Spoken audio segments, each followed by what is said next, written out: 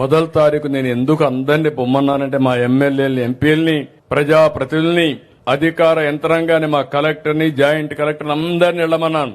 వెళితే వాస్తవాలు తెలుస్తాయి.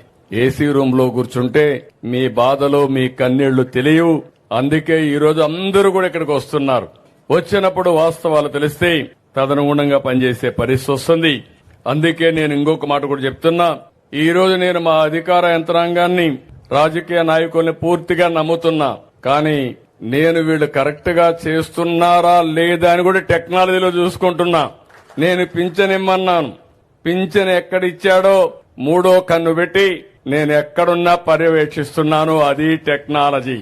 ఎవరైనా ఒక వ్యక్తి పింఛన్ ఇస్తే పింఛన్ ఏ సమయంలో ఇచ్చాడు, ఎక్కడిచ్చాడు, ఆ ఇంటి దగ్గర ఇచ్చాడా, లేకపోతే వీళ్ళింటికి రమ్మన్నాడా, లేకపోతే సెక్రటరియట్కి రమ్మన్నాడా అని మానిటర్ చేసే మెకానిజం పెట్టాను. దీనివల్ల ఎవ్వరు కూడా తప్పించుకోలేరు. ఈ రోజు మీరు చూస్తే 7 గంటలకు ప్రారంభించాం. 10-11 గంటలకు 10కే 80% పింఛన్లు డిస్ట్రిబ్యూట్ చేశారంటే మనస్ఫూర్తిగా అధికార యంత్రాంగాన్ని అభినందిస్తున్నా. పేదవాళ్లకు మీరు అండగా ఉండండి, మీకు తోడుగా నేను ఉంటానని అధికార యంత్రాంగాన్ని కూడా విజ్ఞప్తి చేస్తున్నా.